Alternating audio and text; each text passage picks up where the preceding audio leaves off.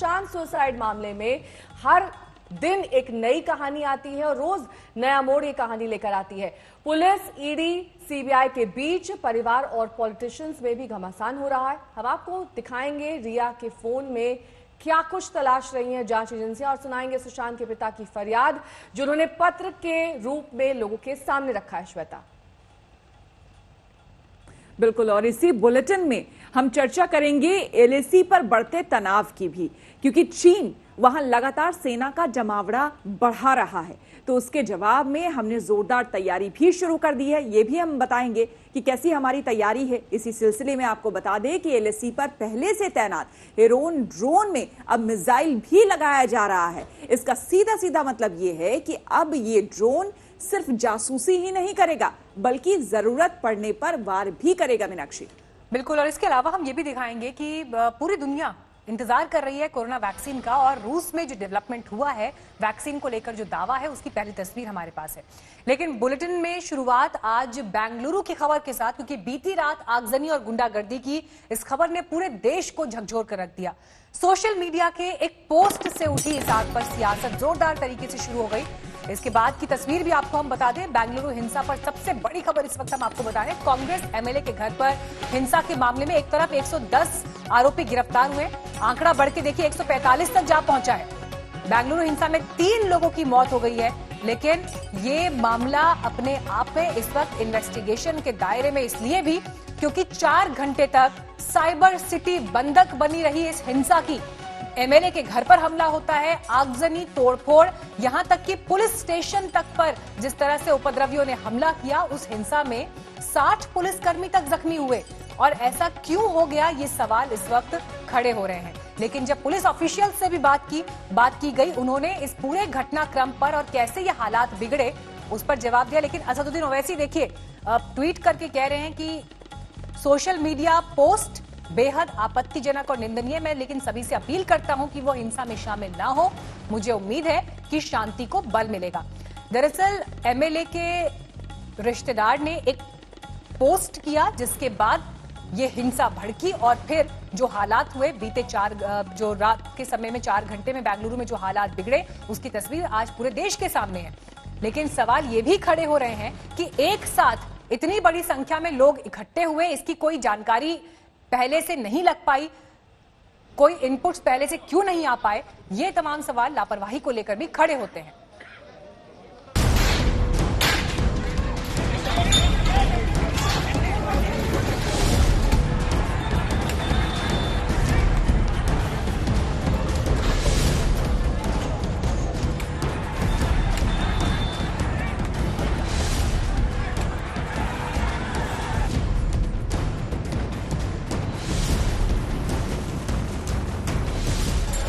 आगजनी, तोड़फोड़, पथराव, बर्बादी, सब कुछ रात के अंधेरे में हुआ और जब बॉम्ब फटा तो खौफनाक मंजर सामने आया।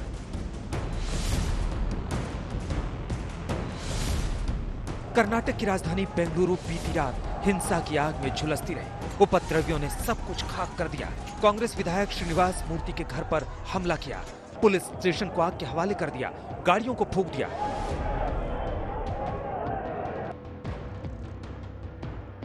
हिंसक झड़प की सीसीटीवी तस्वीर को देखिए, कैसे उपद्रवियों के हाथ में हथियार है और चेहरे पर गुस्सा। बेंगलुरु के जिस जेडी हल्ली थाने को निशाना बनाया गया, वहीं से ये तस्वीरें सामने आई हैं। थाने के अंदर सब कुछ तहस नहस हो गया। बेंगलुरु की इस हिंसा में social democratic party of India यानी एसडीपीआई के एक नेता को गिरफ्तार किया गया, जिसका नाम मुजम्मिल पाशा है। Right now the situation is completely under control. We have imposed curfew in 2 police station limits, that is KG Halli and DJ Halli. So these 2 places we have imposed curfew, and in the remaining city 144 section has been imposed. So right now situation peaceful. Patrolling arrangements have been put in place. We are getting 4 companies of CRPF, RF and CSF from outside state. So they would be also joining us in our बंदोबस्त। ये बवाल श्रीनिवास मूर्ति के भतीजे के भड़काऊ social media post से हुआ। हंगामे के बाद उन्होंने पोस्ट तो हटा दी, लेकिन उपद्रवियों ने तब तक बर्बादी की स्क्रिप्ट लिख डाली थी। बेंगलुरु के इस हिंसक झड़प में 3 लोगों की मौत हो गई है, जबकि 60 पुलिसकर्मी घायल हो गए। इसमें एडिशनल पुलिस कमिश्नर खुद जख्मी हो गए हैं। उपद्रवियों के गुस्से को देखते हुए बेंगलुरु पुलिस को फायरिंग भी करनी पड़ी। आप इन तस्वीरों को देखकर बीती रात के खौफ को समझ सकते हैं। 250 के करीब गाड़ियों को आग के हवाले कर दिया गया। हिंसक वारदात के बाद कांग्रेस विधायक के आवास पर अतिरिक्त बल को तैनात किया गया है। इस घटना के बाद सीएम बीएस येदियुरप्पा ने लोगों से शांति बनाए रखने की अपील की है। साथ ही कहा है कि आरोपियों को कड़ी सजा मिलेगी। बेंगलुरु के हालात को देखते हुए डीजे हाली, केजी हाली पुलिस स्टेशन क्षेत्र में कर्फ्यू लगाया गया है, जबकि पूरे शहर में धारा 144 लागू कर दी गई है। सुरक्षा को देखते हुए आरएएफ, सीआईएसएफ और सीआरपीएफ की मदद ली जा रही है। बेंगलुरु से नागार्जुन के साथ आज तक ब्यूरो। बेंगलुरु हिंसा पर अब सियासत शुरू हो चुकी है। बीजेपी नेता अमित वालवीय ने कांग्रेस पार्टी की चुप्पी पर निशाना साधा। देखिए, जो लोग भीम और मीम राजनीति या गठजोड़ की बात करते हैं वो इस पूरे प्रकरण पे चुप है। वो सिर्फ इसलिए क्योंकि जिस विधायक के घर पर हमला हुआ वो कांग्रेस के विधायक हैं, दलित समुदाय से आते हैं, एक रिजर्व्ड कॉन्स्टिट्यूएंसी का प्रतिनिधित्व करते हैं। लेकिन कांग्रेस पार्टी ने इस पे बिल्कुल चुप्पी साधी हुई है। उन्होंने अपने विधायक को छोड़ तक दिया है। वो उन लोगों के साथ जाकर खड़े हो गए हैं जिन्होंने आगजनी करी, क्योंकि वो उनका वोट बैंक है। बिल्कुल स्पष्ट है कि इस घटना के पीछे पीएफआई और उसकी पॉलिटिकल आर्म एसडीपीआई जो है उसके कार्यकर्ता हैं। सुबह जो अरेस्ट हुई हैं उसमें एसडीपीआई के कुछ कार्यकर्ताओं को अरेस्ट किया गया है। और कर्नाटका में कांग्रेस का और एसडीपीआई का गठजोड़ भी रहा है। छात्रा सुदीक्षा भाटी की मौत के पीछे बुलेट गैंग का हाथ बताया जा रहा है। यूपी पुलिस उस बाइक सवार की तलाश कर रही है जिसकी बुलेट से टकराकर सुदीक्षा भाटी की मौके पर मौत हो गई। इस मामले की जांच के लिए एसआईटी का गठन कर दिया गया है।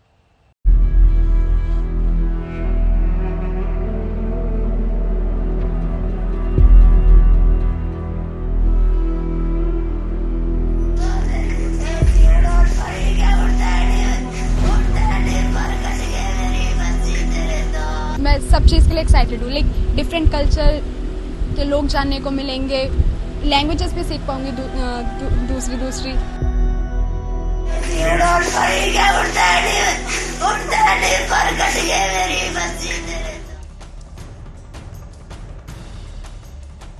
बुलंदशहर पुलिस को बुलेट की तलाश है। बुलेट की धरपकड़ हो रही है। चुन चुनकर बुलेट को थाने लाया जा रहा है। औरंगाबाद पुलिस स्टेशन में अब तक 25 बुलेट दाखिल हो चुकी हैं। बाकियों की तलाश भी जारी है। बुलेट बाइक को दबोचने का ये ऑपरेशन इसीलिए क्योंकि सुदीक्षा की मौत का तार किसी बुलेट वाले से ही जुड़ता दिख रहा है। कैसे, ये जानने के लिए इस चश्मदीद की जुबानी उस हादसे की कहानी सुनिए। सुबह के 8:45 बजे के करीब से ले गए। तो क्या बातें कर रही थी पुलिस के अधिकारी आप? तो वो यही चेक कर रहे थे, बुलेट पे थे 2 जने, उन्हें चेक कर रहे थे, देख रहे थे। 2 ऑरेंज कलर की टी शर्ट में बुलेट पे जा रहे थे। उनकी बुलेट पे फुटेज लिए उनकी। Sudiksha Bhati and I am going to study entrepreneurship at Babson college US. चश्मदीद कह रहा है, बुलंदशहर पुलिस कह रही है, यूपी के आला पुलिस अधिकारी कह रहे हैं कि सुदीक्षा की मौत उसकी बाइक के बुलेट से टकराने की वजह से हुई। डीएम से डीजीपी तक सबकी जुबान पर एक ही कहानी है। देखिए, वहाँ पर जो हमारी वैन है पीआरवी जो सबसे पहले स्पॉट पे पहुंची थी, उसका जो स्टाफ है उनसे भी लोकल पुलिस ने बात करी है। कोई स्टंट की बात वहाँ पर नहीं उस टाइम पर आई है। और जो उनका भाई है उसका भी जो वर्जन पता लगा है लोकल पुलिस को, उसमें स्टंट की बात नहीं है, एक्सीडेंट की बात उन्होंने करी है। लेकिन हम सारी पॉसिबिलिटीज़ को ओपन रख करके इसको देख रहे हैं, ओपन माइंड से केस को देख रहे हैं। तो अब सवाल है कि क्या सुदीक्षा की मौत को हादसा समझकर भुला दिया जाए? सुदीक्षा बेहद होनहार बच्ची थी। पिता चाय बेचते हैं, लेकिन तंगहाली उसकी तरक्की के आड़े कभी नहीं आई। 12वीं में 98% अंक, 3 करोड़ 80 लाख के वजीफे से अमेरिकी संस्थान में दाखिला। सुदीक्षा के सामने खुला आसमान था। परिवार लगातार कह रहा है ये हादसा नहीं है, मौत की वजह बुलेट पर सवार मंचलों की गुंडागर्दी है। सुश्री सुदीक्षा भाटी की मौत के संबंध में कुछ लोगों द्वारा यह भ्रांति फैलाई जा रही थी कि वो अपने चाचा के साथ अपने घर से अपने मामा के यहाँ जा रही थी, जिस दौरान कुछ लड़कों द्वारा ईव टीजिंग कर दिया गया और एक्सीडेंट हो गई और उनकी मौत हो गई। उसके संदर्भ में मौके पर उपस्थित लोगों एवं कुछ और लोग जिनके पास सच्ची जानकारी थी उनसे वार्ता की गई। इसमें पता लगा कि वह अपने छोटे भाई जो कि नाबालिग थे उनके साथ बाइक में बैठ के अपने मामा के घर जा रही थी। बाइक मैं ही चला रहा था, हम तीनों साथ में थे। बाइक तो मैं ही चला रहा था, वो बैठा था। और पुलिस इस ट्वीट को कर रही है, उस पे को पुलिस वो में जोर दबाव उस पे डाल रही है कि बाइक भाई चला रहा था या अंकल चला रहा था। बहरहाल पुलिस ने मुकदमा दर्ज कर लिया है। धारा 279 यानी आम रास्ते पर गलत ड्राइविंग, धारा 304A यानी लापरवाही से मौत, धारा 184 यानी खतरनाक ड्राइविंग और धारा 192 यानी गलत सबूत देने के तहत मामला दर्ज हुआ है। साथ ही SIT जांच की तरफ से भी कदम बढ़ा दिया गया है। पुलिस सच तलाशने में लगी है, लेकिन फिलहाल पुलिस की तरफ से छेड़खानी से मौत का मामला मानने से बचा जा रहा है। जांच जरूरी है, लेकिन कसूरवारों को दंड मिलना भी जरूरी है। मुकुल शर्मा, बुलंदशहर, आज तक। महाराष्ट्र के चंद्रपुर में कुछ युवा 6 दिन से बगैर खाए पिए 250 मीटर ऊंची चिमनी पर बैठे हैं। इनकी शिकायत है कि उनके परिवारों से 30 साल पहले किया गया वादा सरकार ने नहीं निभाया। ये वादा था इनकी जमीन के बदले नौकरी देने का।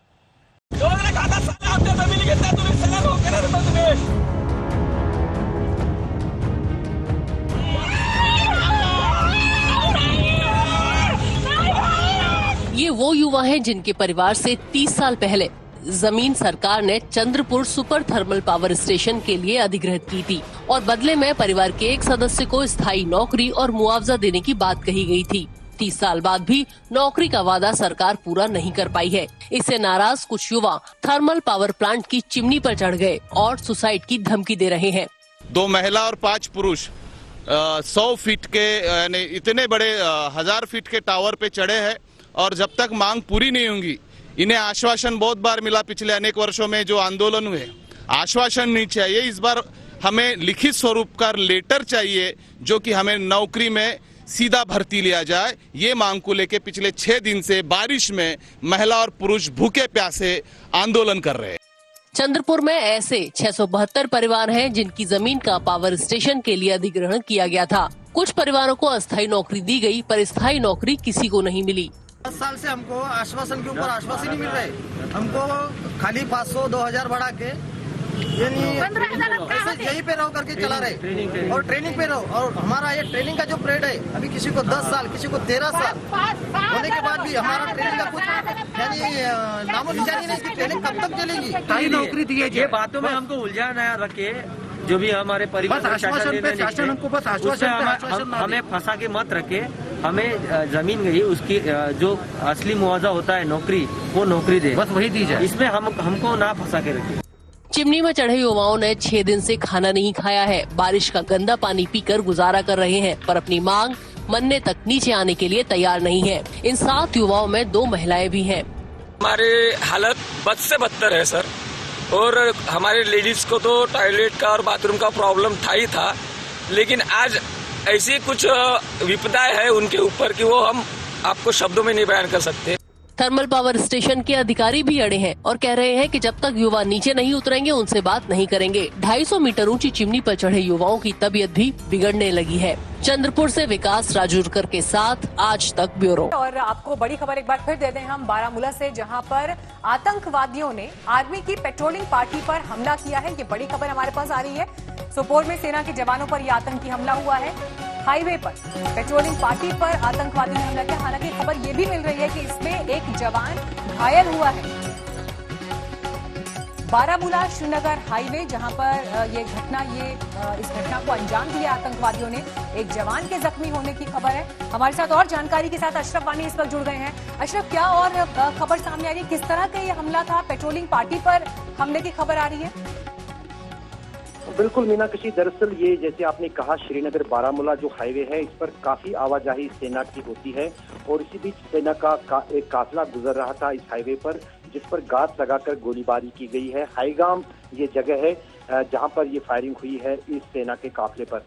सेना का एक जवान इस हमले में घायल हुआ है और इस हमले के बाद पूरे इलाके की घेराबंदी जो है सेना और सुरक्षा बलों ने की है, क्योंकि इस सड़क पर पहले ही जो है जगह जगह पर सुरक्षा बल के जवान जो रोड पेट्रोलिंग पार्टीज होती हैं वो तैनात हैं। क्योंकि काफी महत्वपूर्ण सड़क है सुरक्षा के लिहाज से, इसलिए वहां पर सभी सुरक्षा दस्ते पहुंचे हैं और इलाके की घेराबंदी कर दी गई है। लेकिन माना जा रहा है कि शायद घात लगाकर जो आतंकी हमले के लिए आए थे वो फायरिंग करके वहां से फरार हुए, लेकिन उनकी खोज जारी है। आज दिन में ये दूसरा हमला है कश्मीर में। इससे पहले एक मुठभेड़ हुई थी पुलवामा जिले में, जहां पर सेना का एक जवान शहीद हुआ, एक मिलिटेंट मारा गया, और उसके बाद ये आज दूसरी घटना है जो कश्मीर में घटी है। और सुरक्षा बलों ने पहले ही हाई अलर्ट पे पूरे कश्मीर को रखा है 15 अगस्त के चलते, और इस तरह की आशंकाएं हैं कि आने वाले दिनों में भी इस तरह के आतंकी हमले हो सकते हैं। अभी ये रूट बहाल हो सका है क्या? अशरफ, आपसे जानना चाहेंगे यहाँ पर कि ये जो घटना घटी है इसमें अशरफ आतंकियों के बारे में क्या बताया जा रहा है? लगभग कितनी संख्या में आतंकी थे और किस तरह का ये हमला जो है वो हुआ है? या दरअसल जैसे मैंने आपको कहा कि ये जो सड़क है श्रीनगर बारामूला सड़क, क्योंकि जितनी भी नियंत्रण रेखा का इलाका है वो इसी सड़क के बाद आता है, चाहे कुपवारा हो, बारामूला हो या फिर हंदवाड़ा हो। तो इसी सड़क से जो सेना की आवाजाही होती है इसी सड़क पर होती है। सेना की ये टुकड़ी जो है इसी सड़क से गुजर रही थी जब इन पर गाद लगाकर हमला किया गया, गोलीबारी की गई, फायरिंग की गई। ये अभी तक पता नहीं चला है कि कितने आतंकी इस हमले में शामिल थे, लेकिन फिलहाल तलाशी अभियान जो है इलाके में चल रहा है। सड़क जो श्रीनगर बारामूला का हाईवे है उसको फिलहाल रोक दिया गया है आवाजाही के लिए, और यहाँ पर जो है तलाशी अभियान जो है आतंकियों की खोज के लिए सुरक्षा बलों ने शुरू कर दिया है। जी बिल्कुल, बहुत बहुत धन्यवाद आपका अशरफ तमाम जानकारी के लिए। तो आपको बता दें कि एक तरफ घाटी में आतंकियों के मंसूबों को सेना ने नाकाम कर दिया है, तो दूसरी ओर सेना ने ही चीन के मंसूबे को परास्त करने की अब ठान ली है। नेहा, चीन एलएसी पर अपने लड़ाकू विमानों की तैनाती बढ़ा रहा है। ये तैनाती चीन का डर दिखाती है। राफेल लड़ाकू विमानों के भारत आने के बाद से चीन ने इस तरह के नए चेंजेस किए हैं। खौफ का असर चीन की रणनीति पर नजर आ रहा है। हालांकि वो ये भूल गया है कि चाहे जितनी तैनाती हो जाए लेकिन मंसूबे चीन के पूरे नहीं हो पाएंगे।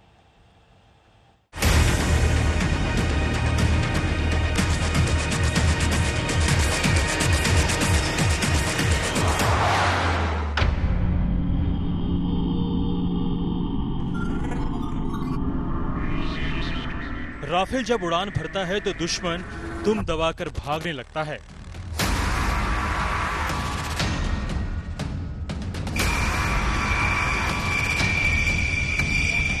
राफेल जब तबाही मचाता है तो दुश्मन अपनी खैर मनाता है।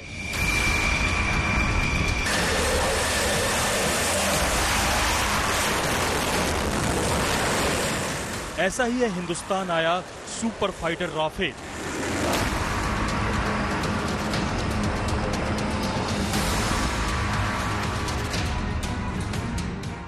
तभी तो चीन थर थर कांपने लगा है, वो बेचैन हो उठा है।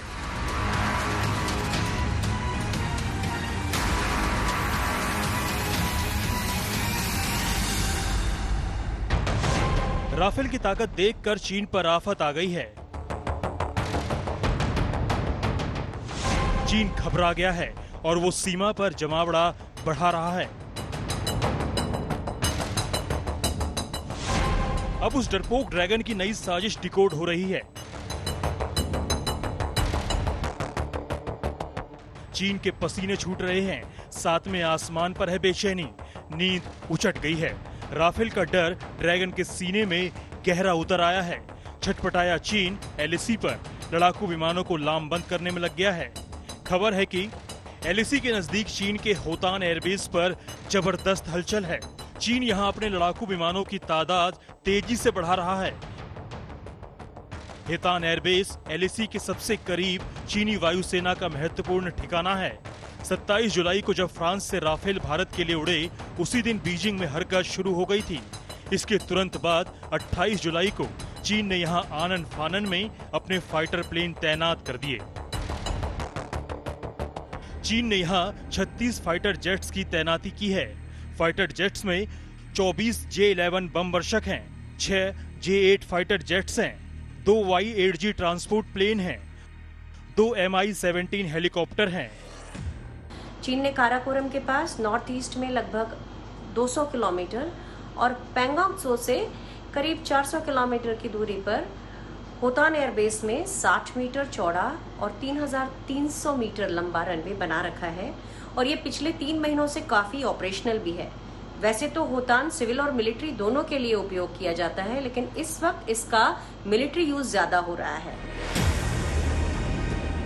लद्दाख में वो कितनी भी तैयारी कर ले, भारत की पहुंच और पकड़ का मुकाबला नहीं कर सकता। ये समझने के लिए चीन के एयरपोर्ट की लोकेशन को समझना होगा। दरअसल होतान के साथ साथ काशगर और नगरी गुरगुसा जैसे उसके एयरपोर्ट करीब 11,000 फीट की ऊंचाई पर हैं। होतान एयरबेस की ऊंचाई ज्यादा होने की वजह से चीन की वायु शक्ति इस इलाके में भारत के मुकाबले कमजोर है। लेह से काशगर की दूरी 600 किलोमीटर है, होतान 390 किलोमीटर और गुरगुसा 330 किलोमीटर दूर है। यानी यहाँ से उड़ान भरने वाले फाइटर प्लेन ऊंचाई की वजह से बहुत कारगर नहीं हैं। चीन के फाइटर जेट्स राफेल की तरह हवा में 12-12 घंटे नहीं उड़ सकते। राफेल उसके सारे प्लान फेल कर देगा। राफेल के साथ ही MiG-29K और सुखोई जैसे फाइटर जेट्स भी उतने ही घातक हैं। ऐसे में चीन का खौफ लाजमी है। मंजीत नेगी, दिल्ली, आज तक। राफेल की ताकत आप जान चुके। राफेल क्या कर सकता है ये दुश्मन अच्छी तरह से जानते हैं और इसीलिए चीन जो है उसकी नींद इस वक्त उड़ी हुई है। ये तो भारत की सिर्फ एक तैयारी भर है, दूसरी तैयारियों से भी चीन बेचैन हो उठा है। नेहा, अब सेना के लिए जासूसी करने वाले हेरॉन ड्रोन सिर्फ जासूसी ही नहीं करेंगे बल्कि दुश्मन के इलाके में घुसकर वहां पर तबाही मचाएंगे। मीनाक्षी, पहले से लद्दाख में तैनात हेरॉन ड्रोन को हथियारों से लैस किया जा रहा है। सरकार ने इसकी इजाजत दे दी है। दिल से कांपने वाला चीन जिद पकड़े हुए है कि वो LAC पर बना रहेगा। तभी तो अब तक वो फिंगर 5 और फिंगर 6 के बीच में जमा हुआ है। अपने सैनिकों को तैनात कर चुका है। आने वाली सर्दी के लिए टेंट लगा चुका है। पेंगोंग इलाके में बोट भी लगाए हैं। मतलब साफ है कि उसका इरादा ठीक नहीं है। वो चाहता है कि तनाव बना रहे। वो चाहता है कि LAC पर हालात नहीं सुधरे। हिंदुस्तान चीन के रग रग से वाकिफ है। तभी तो सेना अपनी तैयारियों में कोई कसर रखना नहीं चाहती।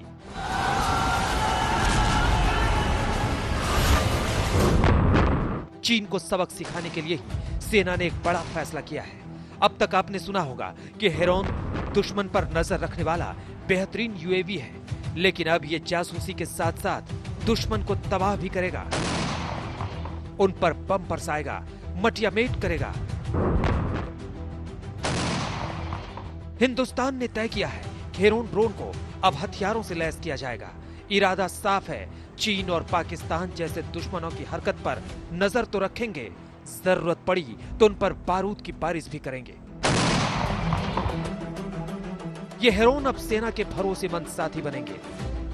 ज्यादातर सर्वेलेंस के तौर पे हम लोग इसको यूज कर रहे हैं, लेकिन अगर जो बातचीत अभी चल रही है कि इसको हम लोग अब वेपनाइज कर दें, तो वेपनाइज करने से इस प्लेटफॉर्म पर हम लोग एयर टू ग्राउंड मिसाइल्स डाल सकते हैं, प्रिसिजन गाइडेड एम्यूनिशन डाल सकते हैं और सबसे खास वाली बात कि air to ground anti tank missiles भी हम लोग इसमें फिट कर सकते हैं। इससे हम लोग की जो अटैकिंग कैपेबिलिटी है और जो क्षमता है वो बहुत ज्यादा बढ़ जाएगी। चीन के साथ चल रहे विवाद के बीच हिंदुस्तान का ये अहम फैसला है। रक्षा मंत्रालय ने भी हरी झंडी दिखा दी है। वैसे हेरॉन लद्दाख के फॉरवर्ड एरिया में पहले से इस्तेमाल किया जा रहा है। इजरायली हेरॉन ड्रोन जो भारतीय सेना अभी इस्तेमाल करती है, बहुत जल्द उनमें लड़ाकू क्षमता भी होने वाली है।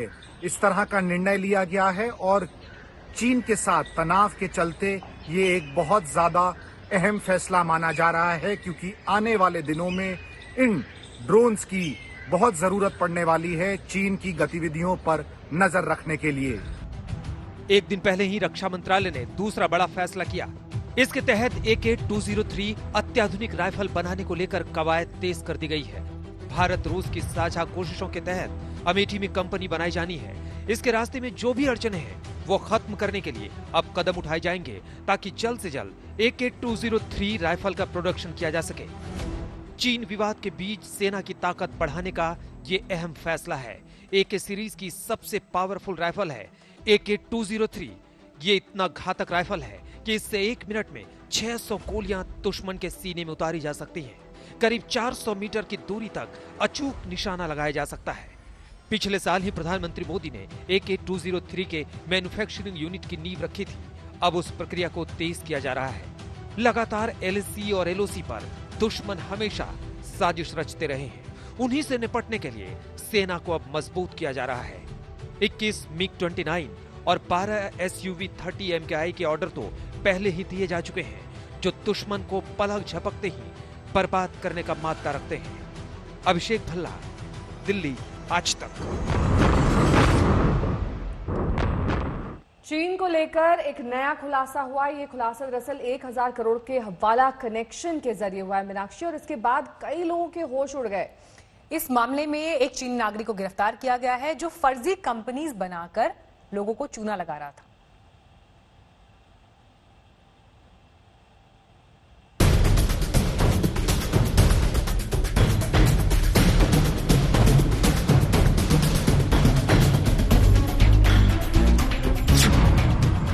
भारत में चीन की सबसे बड़ी साजिश का खुलासा। फर्जी कंपनियों की आड़ में करोड़ों का घपला। दिल्ली समेत चीनी नागरिकों के 21 ठिकानों पर छापा।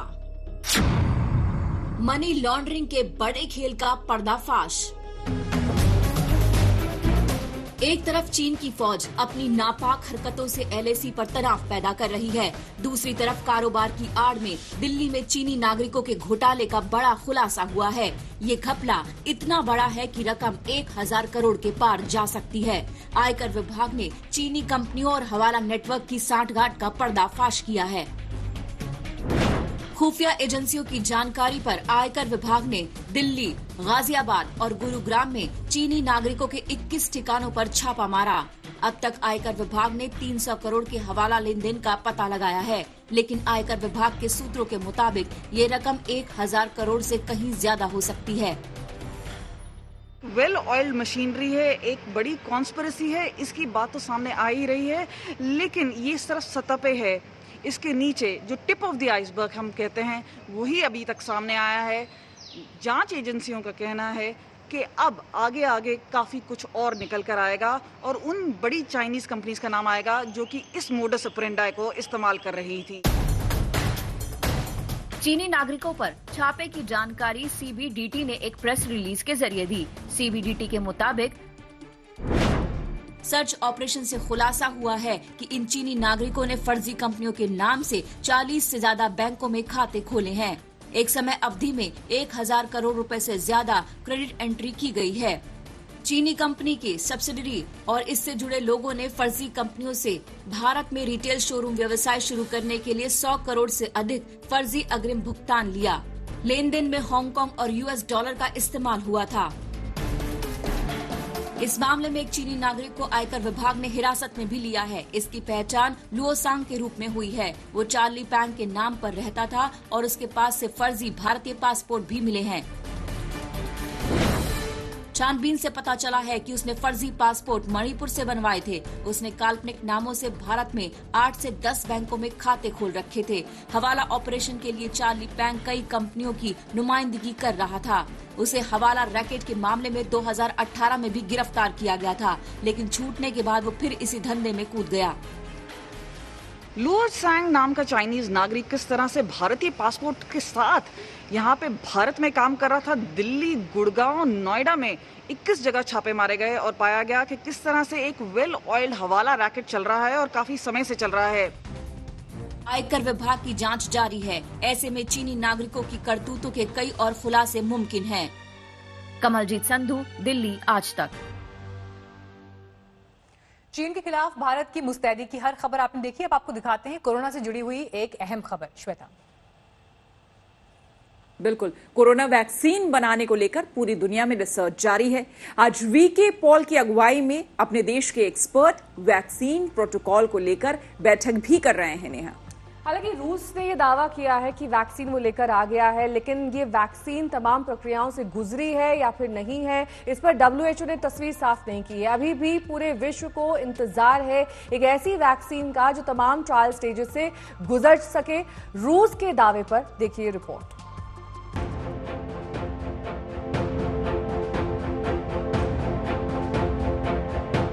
चीन झूठे दावे करता रहा, रूस कामयाब हो गया।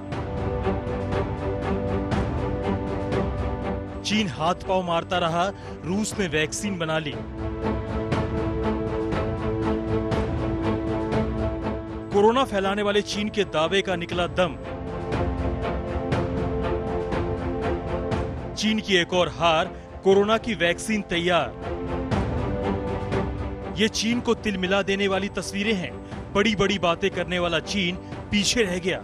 कोरोना वैक्सीन सबसे पहले बना लेने की उसकी कोशिश आधे रास्ते में ही अटक गई। चीन देखता रह गया और रूस वैक्सीन बनाने में बाजी मार ले गया। राष्ट्रपति पुतिन ने दुनिया को दिल खुश करने वाली खबर दी।